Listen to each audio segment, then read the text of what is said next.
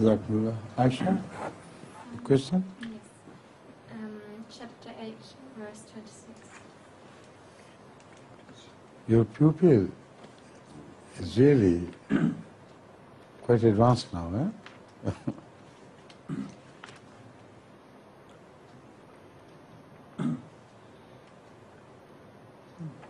أعوذ بالله من الشيطان الرجيم واتقوا فتنة تصيبن الذين ظلموا منكم خاصة واعلموا أن الله شديد العقاب.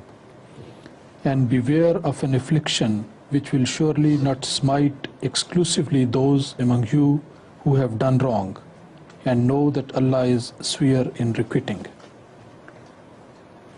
A very strange coincidence that you have asked a question which is directly related to what I was saying just before. But first, translate the question. You see, the manifestations of God to which your question referred, and in my answer I said some manifestations are awesome. They inspire awe so much that there was no difference is left between mankind and animal life.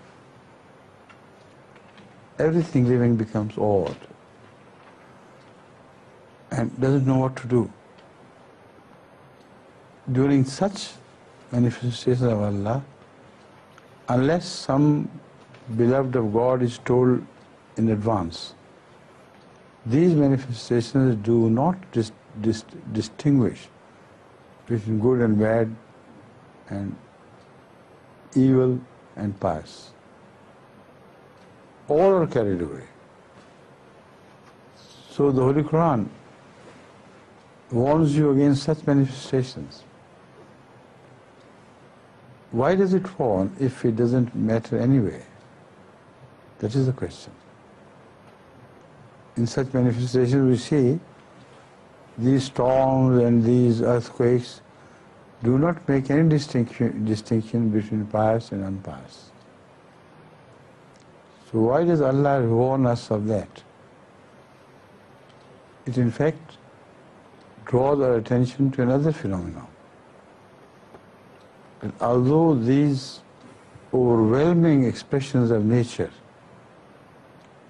have no eyes to distinguish, but if the pious people of Allah turn to Him, then He can see to it that they are spared.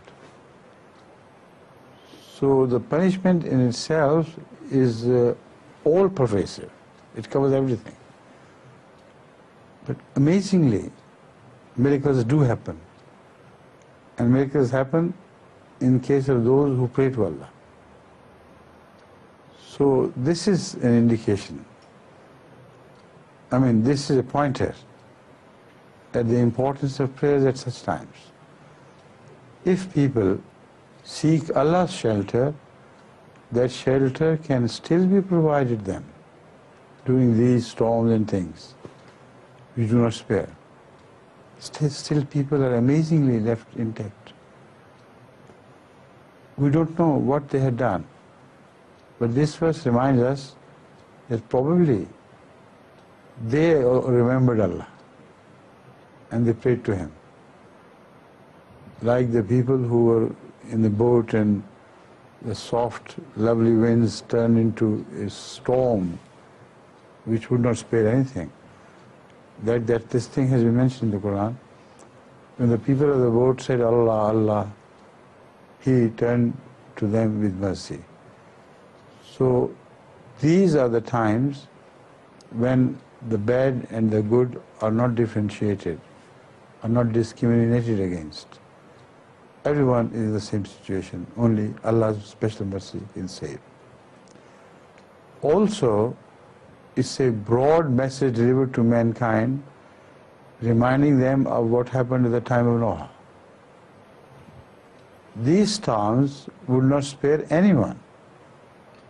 But when a prophet of Allah has come, if you believe in him and you submit to the message he receives from Allah, then sometimes Allah shows this miracle to the whole world, that His manifestation is overwhelming.